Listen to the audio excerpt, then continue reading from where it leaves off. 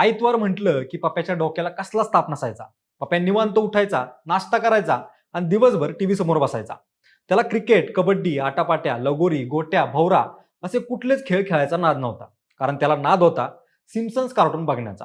त्यात विषय असा आहे की पप्प्याचे वडील कर्नल.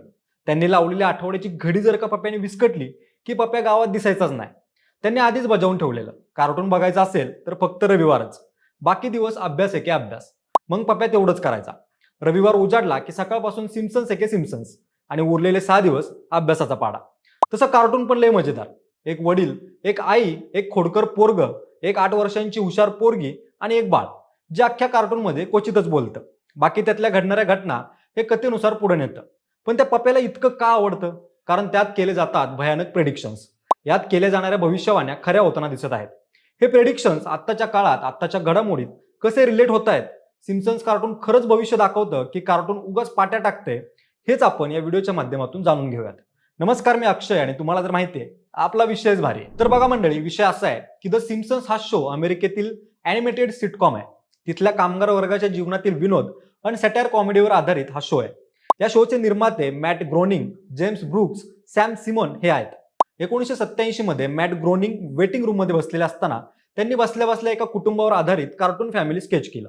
ते आधी 1 मिनिटांचं छोट्या शॉर्ट्स मध्ये आलं. ते इतकं लोकप्रिय झालं की फॉक्स चॅनेलनं पूर्ण कार्टून सिरीज मंजूर केली आणि या जगाच्या पडद्यावर उदयास आला द सिम्पसन्स शो.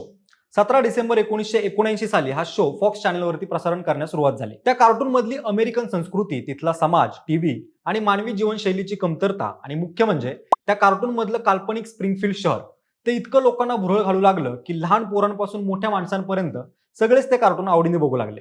समजा पप्प्या आला आपल्या दारात आणि म्हटला, बस गाडीवर, तुला तालुक्यातलं एक हिडन जेम दाखवून आणतो, आणि तुम्ही गेला त्याच्यासोबत. आणि पप्प्या गेला तुम्हाला घेऊन तुम्ही स्वप्नात बघितलेल्या तुमच्या पॅरिसच्या लग्नात. तुम्हाला काय लेवलवरती आनंद होईल? अशीच गंमत या शो मध्ये.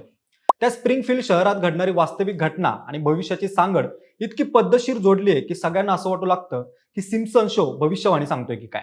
बरंच जण या शोला टाइम ट्रॅव्हलर शो देखील म्हणतात, पण असा काही सीन नाहीये मंडळी. तर विषय असा आहे की सिम्पसन्स कार्टून लिहिणारी रायटर्स रूम ही शिक्षित, जाणकार आणि बारकाईने ऑब्झर्वेशन करणारी आहे. त्यांनी लिहिलेली अतिशयोक्ती आणि विनोदाची वास्तविकता आत्ताच्या काळात घडताना आपल्याला दिसते, म्हणून ते जास्त रिलेटेबल आपल्याला वाटतंय. तुम्हाला त्यातल्या काही घटना सांगतो. 2000 सालच्या एका एपिसोडमध्ये बजेट क्रायसिस येणार आणि डोनाल्ड ट्रम्प प्रेसिडेंट होणार अशी घटना त्यांनी त्यांच्या कार्टून मध्ये दाखवली होती. आणि प्रत्यक्षात खरंच 2016 डोनाल्ड ट्रम्प अमेरिकेचे अध्यक्ष झाले. आता ही गोष्ट जुळली कसं काय? तर मंडळी, 2000 सालच्या अमेरिकेच्या निवडणुकीचं वातावरण तापलं होतं. तेव्हा ग्राउंड लेवलवर काम करणारा नेता म्हणून ट्रम्प यांची ओळख होती. सिम्पसन्सच्या लेखकांनी त्याच मुद्द्याची बीडी केली आणि त्याची खिल्ली उडवत फ्युचर प्रेसिडेंट म्हणून धुरळा केला. आणि तीच घटना रिपीट झाली आणि 2016 ट्रम्प अमेरिकेचे अध्यक्ष झाले. त्याच्यानंतर स्मार्ट वॉचचं प्रेडिक्शन झालं. 1995 सालच्या सीझन 6 एपिसोड 19च्या भागात दाखवलं की लिसा पात्राच्या होणाऱ्या नवऱ्याच्या हातात घड्याळावरून फोन कॉल दाखवला. त्यानंतर 2015ला ऍपल कंपनीचे प्रत्यक्षात स्मार्ट वॉच आलं. त्यावरून आपण कॉल करू शकत होतो. पण 95 साली मूळ घटना काय घडत होती की अमेरिकेतल्या तंत्रज्ञान कंपन्या 90s पासून वेअरेबल्स बनवण्याच्या तयारीत होत्या आणि तोच अंदाज लेखकांनी अचूक बांधला. त्याच्यानंतर झालं व्हिडिओ कॉलिंग प्रेडिक्शन, डिझनीने फॉक्स चॅनल खरेदी केलेलं प्रकरण. आता हे सगळं जुळून कसं काय येत होतं? त्याचं मुख्य कारण म्हणजे कोइन्सिडन्स आणि लेखकांना मिळणारी आयती हातची संधी. काही गोष्टी आपल्याकडून पण अशा घडतात की आपण घर बसल्या जेवता जेवता बोलून जातो आणि 2 दिवसांनी तीच घटना घडलेली आपल्याला समोर दिसायला लागते. त्याच्या मागे आपण काहीतरी एक तर्क बांधलेला असतो. अगदी त्याच पद्धतीचे तर्क सिम्पसन शोचे लेखक अचूक बांधतात. शैक्षणिक दृष्ट्या प्रगत असणे, सामाजिक भान असणे, आजूबाजूला घडणाऱ्या गोष्टींवर बारीक नजर ठेवून असणे, हेच काम हे लेखक करायचे आणि त्याचे तीक्ष्ण भाषण करून त्या परिस्थितीला अतिशयोक्ती करून रंगवून दाखवायचे. त्यामुळे वाटायचं काय की हे कार्टून खरंच प्रेडिक्शनसाठी बनवले. सध्या घडणाऱ्या घटनेला टाइम ट्रॅव्हलरच्या दुनियेत न्यायचं आणि त्याला रंगवून रंगवून कलात्मक पद्धतीने लोकांसमोर ठेवायचं. त्यामुळे ते डिझनीच्या प्रेक्षकांना खूप आवडू लागलं. सिम्पसन्सने दाखवलेल्या भविष्यवाण्या लोकांमध्ये गाजू लागल्या. आत्ताच्या काळात चाललेला ट्रेंड बघायचा, त्या ट्रेंडला रंगरंगोटी करायची, अंदाजाला अंदाज बांधत जायचा, ज्यामुळं सिम्पसन्स कार्टूनच्या छोट्या छोट्या व्हिडिओज, मीम्स व्हायरल होऊ लागले. आपल्या भारतात भविष्य म्हटलं की पिंपळाच्या झाडाखाली बसलेल्या बुवाच्या नादी लागून भले भले येडे होतात. मग लोक पोरं कार्टूनसाठी टीव्ही समोर का नाही बसणार? सिम्पसन्स कार्टून मधलं उदाहरण काढायचं झालं तर लेडी गागाचे परफॉर्मन्स. 2012 साली हा एपिसोड आला.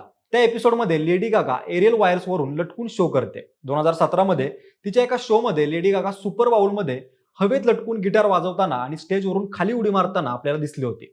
खरा विषय मंडळी असा आहे की लोकांना फक्त जुळणाऱ्या गोष्टी आठवतात, न जुळणाऱ्या गोष्टी कोणी लक्षात ठेवत नाही. लेडी गागाची ही गोष्ट जुळण्यापूर्वी लेखकांना ठाऊक होतं की गागा आधीपासूनच इसेंट्रिक एरियल परफॉर्मन्स करायची.